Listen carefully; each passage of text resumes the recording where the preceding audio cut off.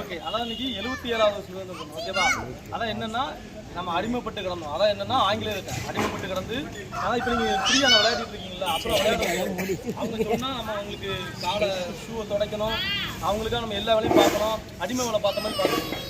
அதெல்லாம் நம்ம முன்னோர்கள் வந்து அவங்களை எதிர்த்து நின்று சண்டை போட்டு அகிம்சை வழியும் ஃபாலோ பண்ணி பல விதங்களில் அவங்களுக்கு நம்மளோட உரிமையை வந்து நம்ம சண்டை போட்டு அகிம்சை வழியும் போதாட்டி நம்ம வாங்கணும்.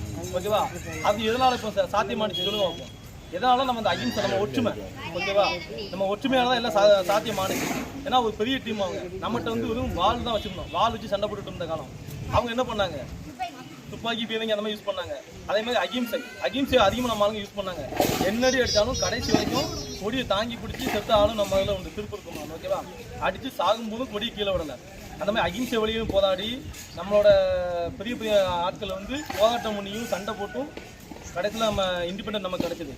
இப்போ ஆனால் இப்போ எப்படி நடக்கு, வேற எல்லாம் ஸ்கூல்லலாம் கொலை நடந்துச்சுல்ல. எதுக்காக அந்த கொலை நடந்துச்சு தெரியுமா? எதுக்காக? ஃபுல்லாக ஜாதி மூலமாகவும், நீ இந்த ஜாதி நான் இந்த ஜாதி, நீ இந்த மதம் நான் இந்த மதம், நீ இந்த மொழி நான் இந்த மொழின்னு சொல்லி எல்லாம் செப்பரேட்டாக பிரிஞ்சு கிடக்காங்க. அதனால தான் இந்த அளவுக்கு நமக்கு வந்து மோசமான நிகழ்வுலாம் நடந்துட்டு இருக்கு. இதே இப்போ இதுக்கு முன்னாடி நமக்கு இண்டிபெண்டன்ட் கிடைக்கிறதுக்கு முன்னாடி இதே மாதிரி சண்டை நடந்துச்சுன்னா என்ன ஆயிடும்? நமக்கு இண்டிபெண்டன்ட் கிடைச்சிருக்குமா? கிடைக்காது. எல்லாம் சேர்ந்து மொத்தமாக அகிம்சை இப்போ 50 பேருக்கு இடத்துல 10 பேர் மட்டும் உட்காந்து போதான்னா இப்போ வெற்றி கிடைக்குமா?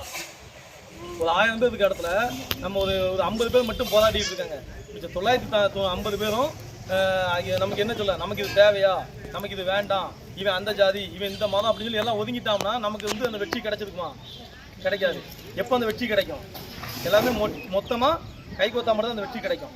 ஓகேவா? அதனால் ஸ்கூலில் ஜாதி மதம் பார்க்குறது இனம் பார்க்குறது எதுவுமே கிடையாது. அதெல்லாம் கிடையாது. சரியா? அதெல்லாம் விட்டுட்டு நம்ம இந்தியாவை வந்து நம்ம எல்லாமே இந்தியர்கள். சரியா? வெளிநாடு போனால் என்ன சொல்லுவோம்? ஆலங்குளத்துக்காரன்னு சொல்லுவோமா? இல்லை, என்ன சொல்லுவோம்? இந்தியன் சொல்லுவோம். ஓகேவா? அதனால் தமிழனுங்கிறது 2வது, ஆனால் இந்தியன் தான் ஃபஸ்ட்டு. அதை மாதிரி ஞாபகம் வச்சுக்கணும். ஓகேவா? அதுக்கு தான் நம்ம இன்றைக்கி இந்த நினைவு நாளை வந்து நம்ம இன்றைக்கி இந்த நல்ல நாளை வந்து நம்ம நினைவு கொடுக்கணும். ஓகேவா? சரி, ஓகே, தேங்க்யூ.